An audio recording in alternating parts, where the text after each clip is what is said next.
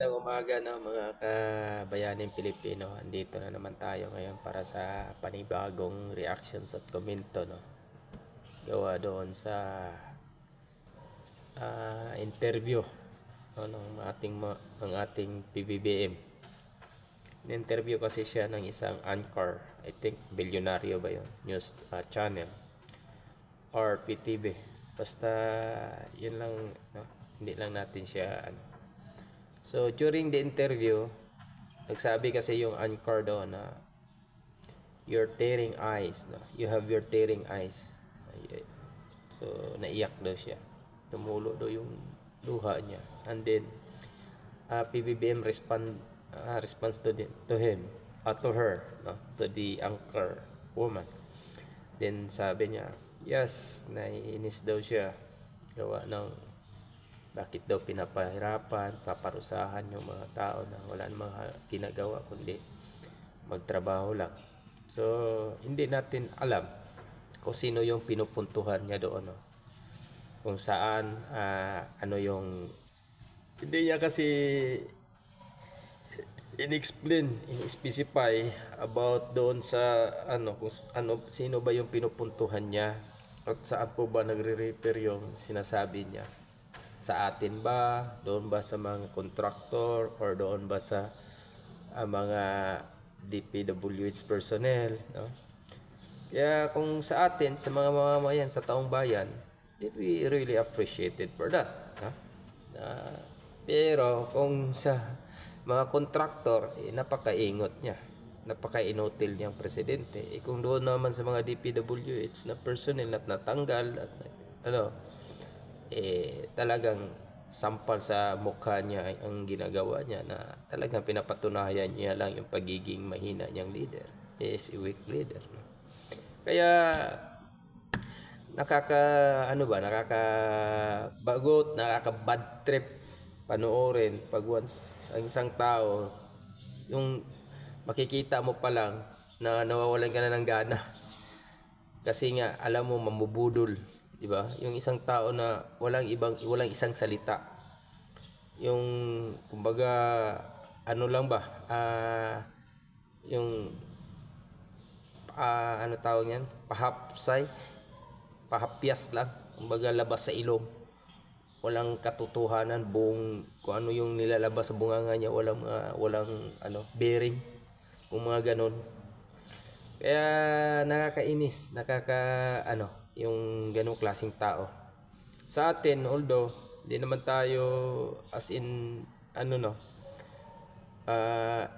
inutil na pagkatao para hindi natin maramdaman, para hindi natin alam yung ginagawa niya. So did they try to manipulating our mind, no? The Filipino people, para hindi magtaas yung tension na kagaya sa Indonesia. So inaano niya, so minamanipulate niya ngayon, sinusubukan niyang kunin ang loob ng taong bayan para hindi lalala yung tension, no? Dahil sa nangyayari dito sa corruption, sa flood control sa kanyang administrasyon. Ito yung pinaka-worst na administration na nadatnan natin. Kasi yung kay Gloria, mula kay Gloria, ang lang naman doon is yung NCT scandal, anomalya, yun lang naman ang doon. And then yung kay Pinoy regarding sa DPWH, matino naman yung nila, si former Secretary Singson, no? And then pagdating kay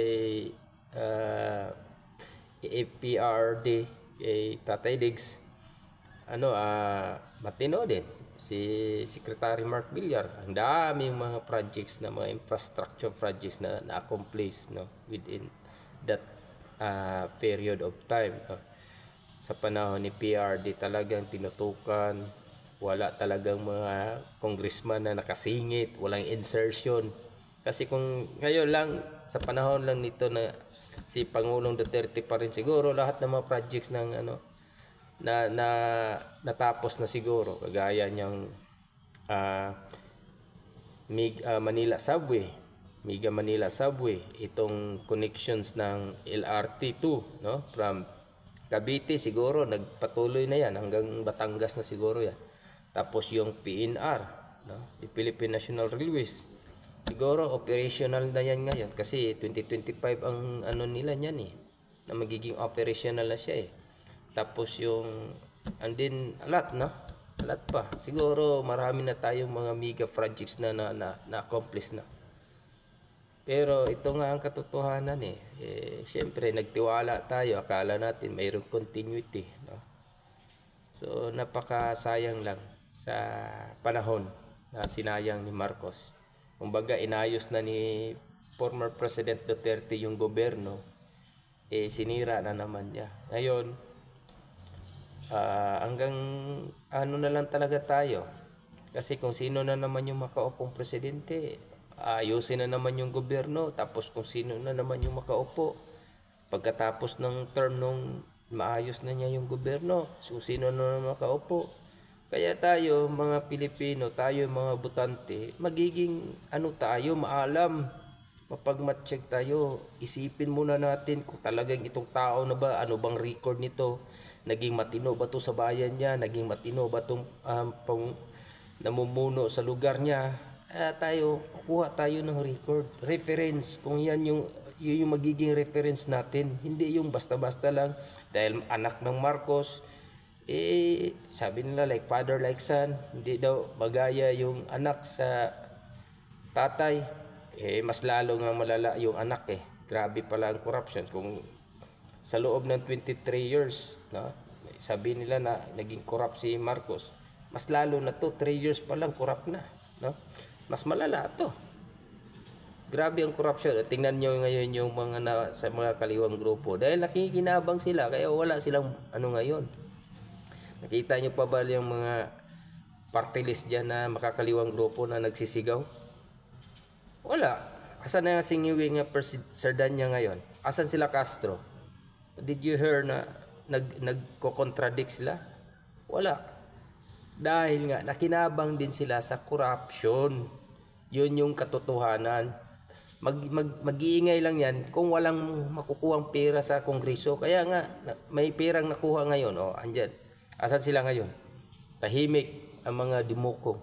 So hanggang dito na lang, no, mga kabayani Pilipino, na may patuloy natin sa bayan at protektahan ang channel na ito. Maraming salamat po. Mag-ingat po tayo lagi. God bless all.